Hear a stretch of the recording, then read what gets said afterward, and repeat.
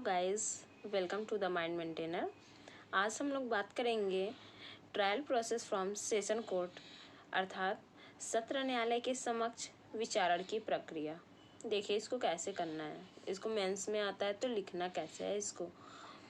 सत्र न्यायालय के समक्ष विचारण की प्रक्रिया दो तरीके से होती है। सत्र न्यायालय के समक्ष विचारण की प्रक्रिया, ट्रायल की प्रक्रिया दो तरीके से होती है। देखिए पहला तो वारंट मामले के गंभीरतम प्रकरण मजिस्ट्रेट द्वारा 209 के अंतर्गत, वारंट मामले के गंभीरतम प्रकरण मजिस्ट्रेट द्वारा धारा 209 के अंतर्गत तथा सत्र न्यायालय को सुपुर्द कर देते हैं। सत्र न्यायालय को सुपुर्द कर देते हैं, ट्रांसफर कर देते हैं। इसके विचारण की प्रक्रिया 225 से 235 के अंतर्गत दिया गया है, 225 से 235 के अंतर्गत दिया गया है। देखिए सेक्शन 199 की उपधारा सब क्लॉज 2 के अंतर्गत, धारा 199 की उपधारा 2 के अंतर्गत जो मामले आते हैं उस मामले का सेशन कोर्ट सीधे संज्ञान ले सकता है। एक बार फिर से देखिए, धारा 199 के उपधारा 2 के अंतर्गत जो मामले आते हैं उस मामले का सेशन कोर्ट सीधे संज्ञान ले सकता है, कॉग्निजेंस ले सकता है तथा उसका विचारण कर सकता है। इसके विचारण की प्रक्रिया धारा 237 237 के अंतर्गत दिया गया है। जैसे ये देखिए, पॉइंट बाय पॉइंट लिख लीजिए। धारा 225 के अकॉर्डिंग, धारा 225 के अनुसार सेशन कोर्ट के समक्ष प्रत्येक विचारण ट्रायल में अभियोजन का संचालन लोक अभियोजक के द्वारा किया जाएगा। फिर से देखिए, धारा 225 के अनुसार सेशन कोर्ट के समक्ष प्रत्येक ट्रायल में अभियोजन का संचालन लोक अभियोजक के द्वारा किया जाएगा। देखिए धारा 301 के अंतर्गत पीड़ित व्यक्ति को यह अधिकार दिया गया है कि वह अपने मामले का संचालन करने के लिए कोई निजी अधिवक्ता नियुक्त करना चाहता है तो वह नियुक्त कर सकता है, परंतु शर्त यह है कि निजी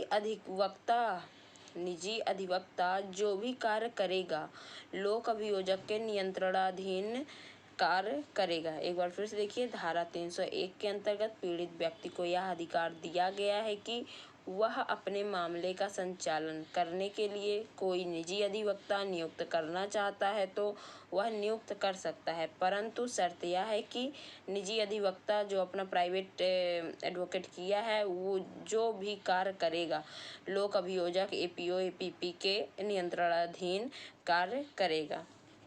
देखिए फिर से, धारा 126 के अनुसार, धारा 120 से सेक्शन 126 के अकॉर्डिंग जब अभियुक्त धारा 209 के अधीन मामले की सुपुर्दगी के अनुसरण में, मामले के ट्रांसफर के अनुसरण में सत्र न्यायालय सेशन कोर्ट के समक्ष हाजिर होता है या लाया जाता है, तब लोक अभियोजक अभियुक्त व्यक्ति के ऊपर लगाए गए आरोप का उल्लेख करते हुए बताएगा कि वह अभियुक्त के अपराध को किन किन साक्ष्यों से साबित करना चाहता है। फिर से देखिए, तब लोक अभियोजक अभियुक्त व्यक्ति के ऊपर लगाए गए आरोप का उल्लेख करते हुए यह बताएगा कि वह अभियुक्त के अपराध को किन किन साक्ष्यों से साबित करना चाहता है। नेक्स्ट देखिए, धारा 227 के अनुसार यदि मामले के अभिलेख और उसके साथ दी गई दस्तावेजों पर विचार कर लेने पर और अभियुक्त एवं अभियोजन के निवेदन की सुनवाई कर लेने के पश्चात सत्र न्यायालय सेशन कोर्ट यह समझता है कि अभियुक्त के विरुद्ध कार्रवाई करने के लिए पर्याप्त आधार नहीं है, तो वह अभियुक्त को उन्मोचित कर सकता है और ऐसा करने के कारणों को अभिलिखित करेगा। एक बार फिर से इसको देख लीजिए, क्लियर हो जाए आप लोगों को एकदम से।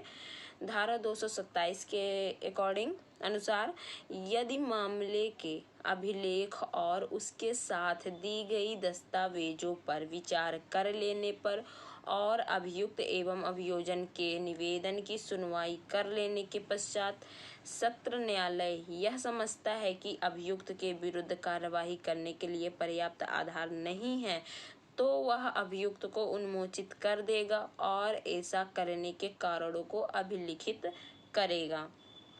देखिए नेक्स्ट हेडिंग डाल लीजिए। सेक्शन 228 के अनुसार धारा 228 के अनुसार अभिलेख और उसके साथ दी गई दस्तावेजों पर विचार कर लेने पर और अभियुक्त एवं अभियोजन के निवेदन पर सुनवाई कर लेने के पश्चात सेशन कोर्ट सत्र न्यायाधीश का यह राय है कि ऐसी उपधारणा करने का आधार है कि अभियुक्त ने अपराध किया है, तब सत्र न्यायालय यह देखेगा कि यह मामला उसके द्वारा विचारणीय नहीं है, तो वह उस मामले को मुख्य न्यायिक मजिस्ट्रेट CJM या फर्स्ट क्लास जुडिशियल मजिस्ट्रेट प्रथम वर्ग न्यायिक मजिस्ट्रेट के पास भेज देगा और विचारण पुलिस रिपोर्ट पर संस्थित वारंट मामले के विचारण की प्रक्रिया की तरह किया जाएगा। फिर से देख लीजिए इसको एक बार। धारा 128 के अनुसार अभिलेख और उसके साथ दी गई दस्तावेजों पर विचार कर लेने पर और अभियुक्त एवं अभियोजन के निवेदन पर सुनवाई कर लेने के पश्चात बाद सत्र न्यायाधीश का यह राय है कि ऐसी उपधारणा करने का आधार है कि अभियुक्त ने अपराध किया है, तब सत्र न्यायालय यह देखेगा कि यह मामला उसके द्वारा विचारणीय नहीं है, तो वह उस मामले को CJM मुख्य न्यायिक मजिस्ट्रेट या फर्स्ट क्लॉज न्यायिक जुडिशियल मजिस्ट्रेट प्रथम वर्ग न्यायिक मजिस्ट्रेट के पास भेज देगा और विचारण पुलिस रिपोर्ट पर संस्थित वारंट मामले के विचारण की प्रक्रिया की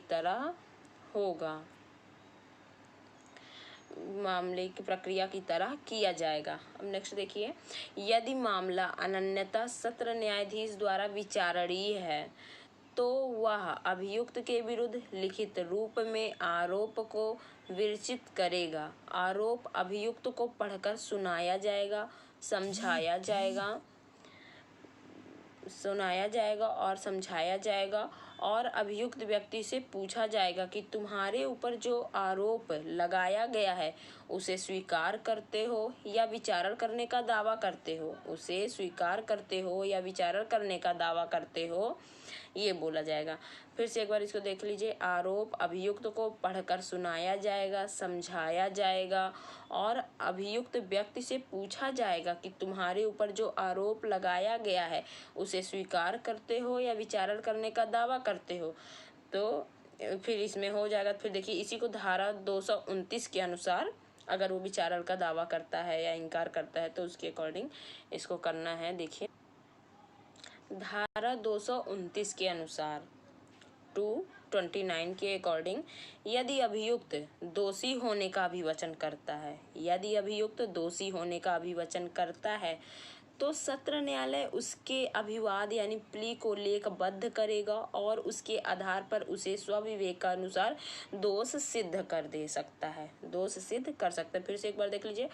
धारा 229 के अनुसार यदि अभियुक्त दोषी होने का अभिवचन करता है तो सत्र न्यायाधीश उसके अभिवाद को प्ली को लेखबद्ध करेगा और उसके आधार पर उसे स्वविवेकानुसार दोष सिद्ध कर सकता है। अब देखिए नेक्स्ट डाली हेडिंग।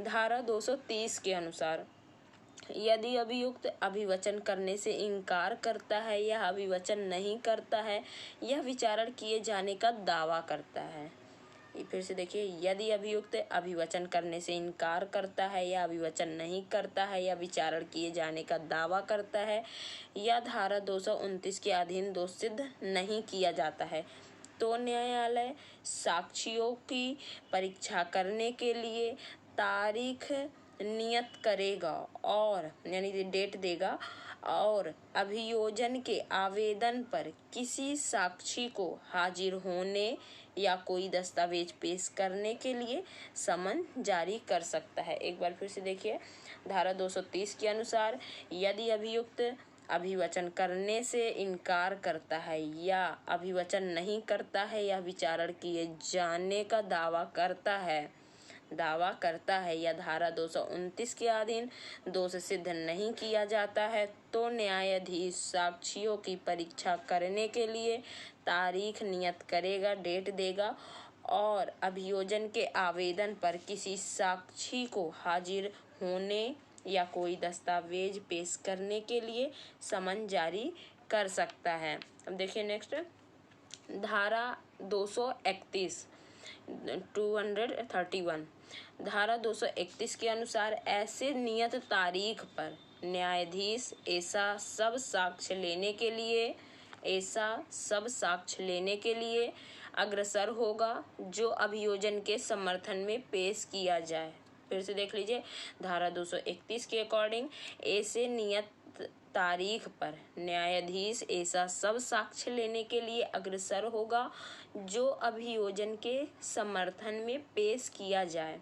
फिर देखिए नेक्स्ट हेडिंग डाल लीजिए, धारा 232 के अनुसार 232 के अकॉर्डिंग अभियोजन के साक्ष्य लेने अभियुक्त की परीक्षा करने के पश्चात सत्र न्यायाधीश का यह विचार है कि इस बात का कोई साक्ष्य नहीं है कि अभियुक्त ने अपराध किया है तो सत्र न्यायाधीश दोष से मुक्ति का अभिलेखित करेगा, दोष मुक्ति को अभिलिखित करेगा। देखिए नेक्स्ट, धारा 233 के अनुसार आप लोग बेयर एक्ट लेके सुना करिए इसको ऑडियो, तो आप लोगों के लिए ज़्यादा बेटर होगा और समझ में भी आप लोगों को ज़्यादा आएगा। देखिए, धारा 233 के अनुसार जहां अभियुक्त दोष मुक्त नहीं किया जाता है वहां उससे अपेक्षा की जाएगी कि अपनी प्रतिरक्षा प्रारंभ करे और कोई भी साक्ष्य जो उसके समर्थन में हो उसको प्रस्तुत करे। अभियोजन और अभियुक्त का साक्ष्य आ जाने के पश्चात धारा 234 के अंतर्गत छोटी सी बहस होती है और अभियोजक अपने मामले का उपसंहार करता है और अभियुक्त व उसका प्लीडर उसका उत्तर देने के लिए हकदार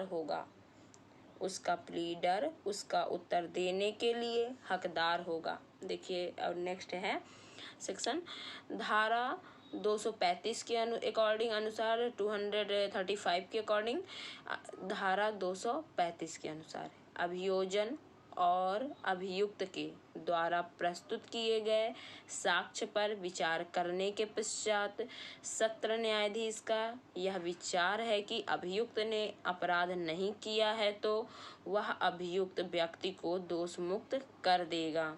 इसके विपरीत अभियोजन एवं अभियुक्त के साक्ष्य पर विचार करने के उपरांत सत्र न्यायाधीश इस निष्कर्ष पर पहुंचता है कि अभियुक्त ने अपराध किया है तो वह उसको दोष सिद्ध कर देगा। दोष सिद्धि के पश्चात यदि सत्र न्यायाधीश द्वारा धारा 360 के अंतर्गत अभियुक्त को परिवीक्षा पर नहीं छोड़ना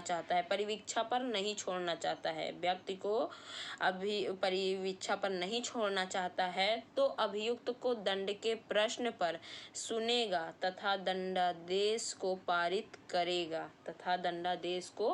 पारित करेगा। देखिए इसमें एक केस है, burn standard company versus Bharat संघ 1951 सुप्रीम कोर्ट का। नोट करिए इसको, burn standard company versus Bharat संघ 1951 सुप्रीम कोर्ट। के मामले में धारण किया गया कि जिस दिन दोष सिद्धि का आदेश पारित किया जाता है, जिस दिन दोष सिद्धि का आदेश पारित किया जाता है उसी दिन दंडादेश का आदेश पारित करना अविधिमान्य होगा, उस दिन नहीं होगा, अविधिमान्य होगा। इसका मतलब ये हुआ। एक केस और है, उसको लिखिए। Malkiyat Singh versus state of Punjab 1951 supreme court. लिखिए, फिर से एक बार बोल रहे हैं। Malkiyat Singh versus state of Punjab 1951 supreme court के मामले में यह धारण किया गया कि दंडादेश पारित करने से पूर्व सुनवाई का अवसर देना आज्ञापक है। मामले में यह धारण किया गया कि दंडादेश पारित करने से पूर्व सुनवाई का अवसर देना आज्ञापक है। अतः दंडादेश के प्रश्न पर सुने बिना पारित दंडादेश अविधिमान्य होंगे, दंडादेश अविधिमान्य होंगे। देखिए, नेक्स्ट हेडिंग डाल लीजिए। सत्र न्यायालय द्वारा दंडादेश के प्रश्न पर अभियुक्त को सुनने का अवसर ना दिया जाना। सत्र न्यायालय द्वारा दंडादेश के प्रश्न पर अभियुक्त को सुनने का अवसर ना दिया जाना। हम बार बार इसीलिए रिपीट कर रहे हैं कि आप लोगों को पूरा कॉन्सेप्ट एक बार में क्लियर हो जाए। जब सत्र न्यायालय दंडादेश के प्रश्न पर अभियुक्त को सुनने का अवसर प्रदान नहीं करता है, जब सत्र न्यायालय दंडादेश के प्रश्न पर अभियुक्त को सुनने का अवसर प्रदान नहीं करता है, तब अपील होने पर न्यायालय धारा 335 की उपधारा 2 के अंतर्गत दंडादेश के प्रश्न पर अभियुक्त को सुनने का अवसर प्रदान करने के लिए मुकदमे को सेशन न्यायालय सत्र न्यायालय को वापस लौटा देता है। सत्र न्यायालय को वापस लौटा देता है, लेकिन न्यूनतम दंडादेश दिए जाने की स्थिति में, अपीलीय न्यायालय को मुकदमा पुनः सेशन न्यायालय को भेजने की आवश्यकता नहीं होती है। दंड के प्रश्न पर न सुनने के प्रश्न पर Triloki Singh versus state of Punjab का मामला महत्वपूर्ण है। देखिए, इसमें दंड के प्रश्न पर न सुनने के प्रश्न पर एक मामला काफी महत्वपूर्ण है। Triloki Singh versus state of Punjab का मामला महत्वपूर्ण है। इस मामले में उच्चतम न्यायालय ने निम्नलिखित सिद्धांत प्रतिपादित किए हैं। देखिए, पहला फर्स्ट, यदि न्यायालय दंडादेश के प्रश्न पर अभियुक्त को सुनने का अवसर नहीं प्रदान करता है, तो दोष सिद्धि पर कोई प्रभाव नहीं पड़ेगा, क्योंकि सुनवाई का अवसर दोष सिद्धि के प्रश्न पर नहीं दिया जाता है, अपितु दंडादेश के प्रश्न पर दिया जाता है, जहां व्यक्ति को न्यूनतम दंडादेश दिया गया है, जहां अभियुक्त को दंडादेश के प्रश्न पर सुनना आवश्यक नहीं है। देखिए, जब विचारण न्यायालय ने दंडादेश के प्रश्न पर अभियुक्त को सुनने का अवसर नहीं प्रदान किया है, तब अपीलीय न्यायालय को मुकदमा विचारण न्यायालय को पुनः लौटाना आवश्यक नहीं है। अपीलीय न्यायालय को अभियुक्त को दंड के प्रश्न पर सुनकर दंडादेश पारित कर देना चाहिए। देखिए, अब आगे नेक्स्ट ऑडियो में हम लोग बात करेंगे, इसी का सेकंड पार्ट होगा। मजिस्ट्रेटों द्वारा वारंट मामले का विचारण 238 से 250 तक है। मजिस्ट्रेट के समक्ष वारंट मामले की प्रक्रिया की 2 प्रकार से होते हैं, जैसे पुलिस रिपोर्ट और कंप्लेंट के आधार पर, परिवाद के आधार पर। तो थैंक यू गाइस, आप लोग ऑडियो को लाइक और शेयर जरूर कर दें अपने दोस्तों के साथ। Thank you guys.